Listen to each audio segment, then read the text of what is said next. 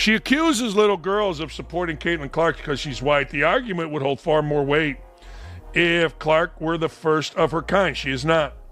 Clark is not the first white woman to show she belongs on the basketball court. If little girls were so desperate to find a white woman to root for, they would have taken a similar liking to, say, Kelsey Plum. She set all kind of records. How about Sabrina Ionescu? Sabrina Ionescu is being thrown in our face. Nobody knows who the hell she is on these commercials, but that's all right. Or Cameron Brink. Cameron Brink's trying hard, man. Cameron Brink, she trying hard.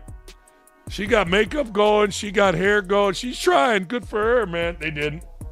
Granted, McNutt's mission is not to be honest or informed. Her mission is to appease Black Twitter and the WNBA who are jealous of Clark. And it is absolutely a stated fact. You watch Caitlin Clark, you go to a game, all eyes on her. Why? The way it is. The way it was actually with Reggie Miller.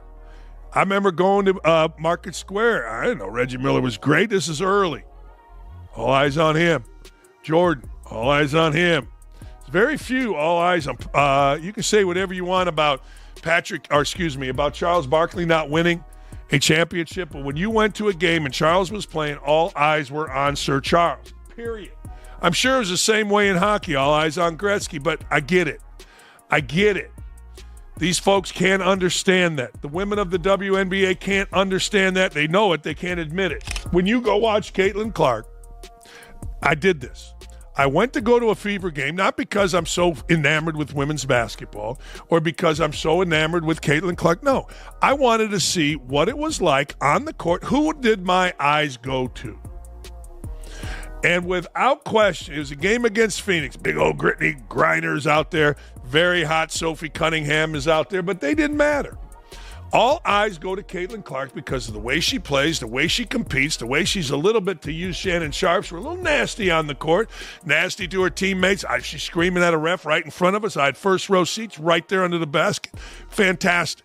What's the real reason Caitlin Clark has the sports world buzzing? Her game-changing talent or something else entirely? It's a question that's ignited fiery debates, pitting a WNBA phenom against her loudest critics, and even dragging an NBA legend into the fray. Buckle up, because this story's got twists that'll keep you glued to the screen. We also want our players to use their instincts and to play free. We want to make plays, not run plays, right? We want to have sets that give us certain spacing that we want, depending upon our rotations, who's on the floor, who we want to attack, what matchups we want to get to, how can we manipulate them.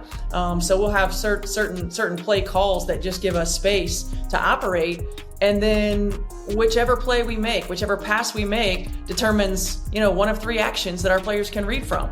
And so really giving them the freedom to play within a system. Let's start with the obvious. Caitlin Clark is a basketball unicorn. She's the kind of player who drains logo threes like they're layups and dishes, no-look passes that leave defenders dizzy. Back at Iowa, she smashed NCAA scoring records, racking up points with a flair nobody saw coming. Then, as a rookie with the Indiana Fever, she led the league in assists, 7.1 a game, while dropping 16 points and snagging 5.7 rebounds nightly. Her game's got flash, it's got style, and it's rewriting how women's hoops is played. Fans can't look away, and the numbers back it up. Her college clashes outdrew NBA regular season games, and her WNBA debut pulled 2.12 million viewers, the most for a league game since 2001. So why is there still a fight over her fame? That's where things get messy. Della Dunn, Sabrina, Brianna, Kelsey, Diana Taurasi. You had and have these white players in the league that never galvanized the people like this. All right. Now, granted, you can have some people come back and say, well, the media and the coverage wasn't as good as it is now. NILs and things like that weren't popping off. That has nothing to do with it. That has nothing to do with it, man. If they were that captivating, they would have got the eyes. But honestly, the main reason is because of her talents. It's not because of her race. Her race has nothing to do with it. Especially with kids. She's saying kids don't see color, man. The kids that I grew up around, and when I grew up as a kid, I didn't see color, man.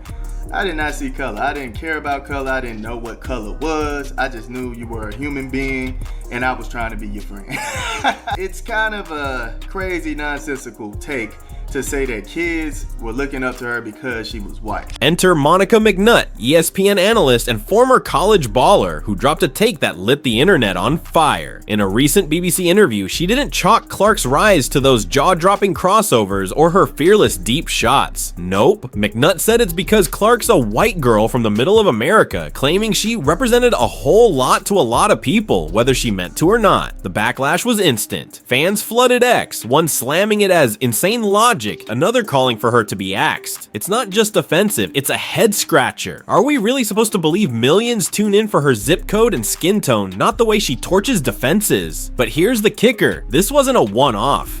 The folks that cover the NBA, these people that play in the NBA, these people that cover the NBA, there I said these people, all of you, black, white, green, purple, why don't you understand a very simple thing? Her game is dynamic. Like Diana Taurasi was like a jackass to Caitlin Clark. Why? Her game is what people are drawn to. And then you go to the personality. Her game is different than any WNBA woman ever. And she wins, and she shoots from deep. It's no different than Steph Curry. How many times we got to say the WNBA and all the people that follow the WNBA and try to promote the WNBA don't understand that Caitlin Clark's game resonates with us. I say this every day, and every day I got to deal with somebody else dumb in the media. Caitlin Clark's game resonates because she's got flair, she's got flash, she's got style. I said this before, and I'll say this again. We saw Sue Bird's game. We saw Diana Taurasi's game.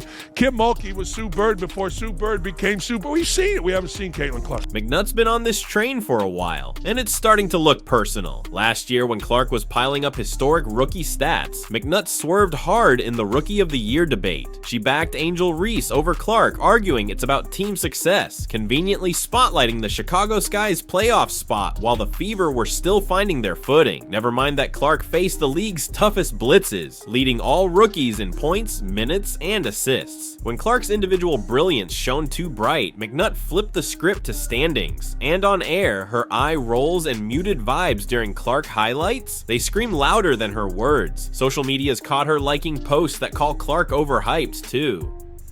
What's driving this? Jealousy? Resentment? Something's off, and it's got fans buzzing about what's really behind her takes. But then came a voice that flipped the whole narrative. Damn near half the crowd would cheer when they scored. Is this everywhere? I don't care.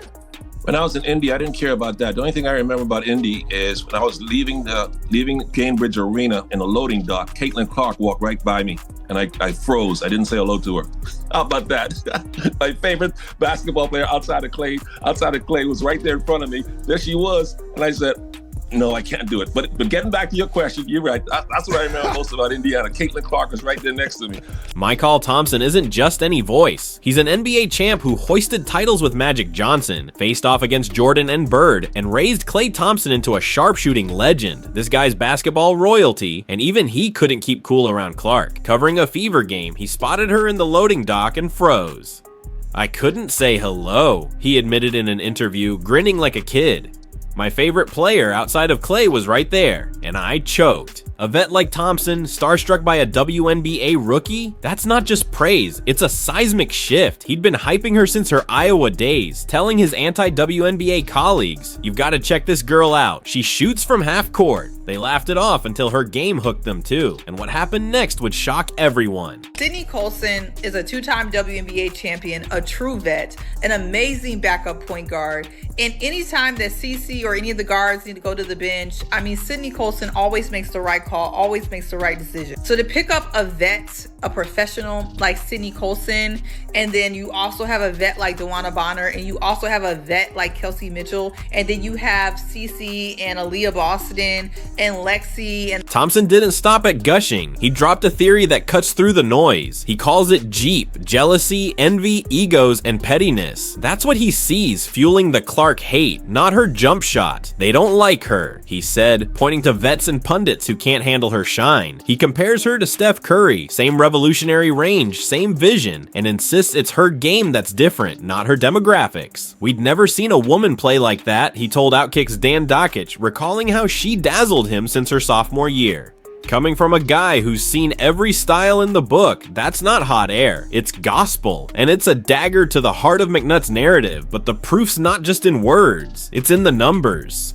Minutes and assists. There was terrific stats put out over the weekend by our colleague Mychal Thompson about the percentage, about her being the player that has seen the most blitzes in the league. And so she's navigating a different level of defensive intensity, and rightfully so, because she's playing the point guard role for this Fever squad. So I think today, looking at the standings, you probably tend to lean Angel. Clark's pulling eyes like nobody else. Regular season WNBA games tripled in viewership with her on the court, averaging 1.1 million when she plays, dipping below 500,000 without her.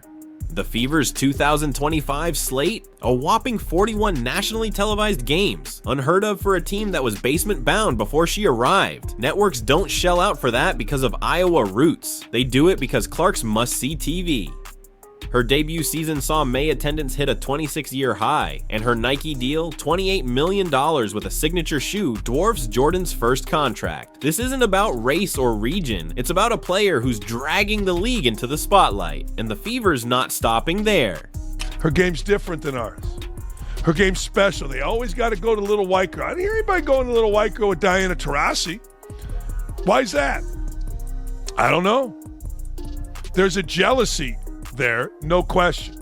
But they just can't bring themselves to say, we've never seen this before. I've seen more basketball in a year than Monica McNutt has seen in her lifetime. Behind the scenes, Indiana's cooking up something big. Pair Clark with Aaliyah Boston, the X number, one pick who's a beast in the paint, and you've got an inside-out duo that's just warming up. Add Lexi Hull's grit, Kelsey Mitchell's scoring, and vets like Sydney Colson and Dana Bonner, and it's a roster screaming potential. New coach Stephanie White's coming in hot, ready to build a system around Clark's vision and range, not box her in. Last season's growing pains, they're fading fast. The team clicked late, chemistry bloomed, and stats say point guards like Clark explode in year 2. Better efficiency, sharper reads, tighter defense. This isn't a rebuild, it's a dynasty in the making, and that's got McNutt's stance looking shakier by the day. And I was trying to emphasize it for about a year, then he finally caught on. And men who travel with us in our traveling party, who are basically anti-women's basketball, just didn't care for it, didn't want to talk about it, had no interest in it at all. All of a sudden, they started watching Caitlin Clark and got intrigued by her, and they became fans of her and her game. And so she represented a whole lot to a lot of people, whether that is truly what she prescribed to or not. We can all say she is a dynamic basketball player and a force both on the court and the marketing sense. But I do think, same thing with folks that may have fallen in love with Angel Reese that may or may not have agreed with everything they had to say either. Why same her? thing. Why her? Well, I was just about to say same thing for Angel Reese when I had a chance to cover their games. But I think Caitlin represented, and again, some of this to me probably is not fair to her because it was not anything that she said or was truly based on her personality, but she was a white girl from the middle of America. Monica McNutt just crossed a line. Here's the rub. McNutt cashes ESPN checks boosted by Clark's ratings, yet she's out here dissing the Golden Goose. She hints at jealousy in the league. $28 million shoe deals will do that, but won't cop to her own bias. Meanwhile, she's framing Clark's fans, even little girls, as race-obsessed, ignoring how kids just see a baller who inspires them. Ex-users aren't buying it. She's a fool, one wrote, while another raged, her take's trash. Clark's game speaks for itself. McNutt's doubling down, but the Fever's rise and Thompson's cred are making her look like she's punching up at a ghost, and that's where this gets wild. And now that she's in the WNBA, man, I tell you, she needs a Jeep endorsement, commercial, because Jeep is an acronym that I've come up with of the way she has been treated and not welcomed into the WNBA. And I knew once she got further along in her career in college, I used to tell all my colleagues who are not into women's basketball, I say, hey man, you got to check out this girl at Iowa, man. She shoots from the logo. She shoots from almost half court. She's different. Well, they don't like Caitlin Clark. You know, Caitlin Clark, I've been noticing, I've been following her career since she was a sophomore at Iowa, and I recognized how different she was, how different she played the game. She played the game like Steph Curry. We had never seen a woman play like that before. Thompson's take isn't about clout. He's got nothing to prove. It's raw, hoops pure perspective. All eyes on her, he says, likening her to Reggie Miller or Charles Barkley, players who own the court, no matter the score. He's not here for clicks, he's here because Clark's that good. McNutt's stuck, spinning a tale that's crumbling under the weight of reality. Clark's not a fluke, not a gimmick, she's a force. As the Fever gear up for a monster 2025, speculation's swirling. Will she snag MVP? Lead a title run? One thing's clear, her critics are running out of ammo. Thompson saw it first, and the basketball world's catching up. Klay Thompson's dad ended up checking Monica McNutt and everybody who has the same ideology that she has when it comes to why Caitlin Clark is famous and why she's such a big phenomenon in this world, man. You would have the Sky in the playoffs right now, which means that Angel Reese, in theory, has impacted winning in a greater way. But I think the double-double streak that she's on, the 8 consecutive double-doubles, for Caitlin, she's leading rookie. I'm not one of those coaches that is going to be set in her ways. Not one of those coaches that that isn't, I'm willing to try new things. The acronym is JEEP, and that stands for jealousy, envy, egos, and pettiness. But hey, it's every day. I don't know why Monica McNutt or anybody that professes to know basketball can't simply say, our game's just different than everybody we've ever seen. Ever. Now, don't tell me. I've watched. Ever. Tamika Catchy's great player. Seen her game. So where does this leave us? Clark's rewriting the script, the Fever's stacking the deck, and Thompson's calling it like he sees it. McNutt and the doubters, they're clinging to a fading narrative while the game moves on. Will they ever admit what's plain as day, that Clark's brilliance, not her background, is the real story? Drop your take below. How hyped are you for her next chapter? Hit that like button, subscribe, and ring the bell so you don't miss what's coming. This ride's just getting started.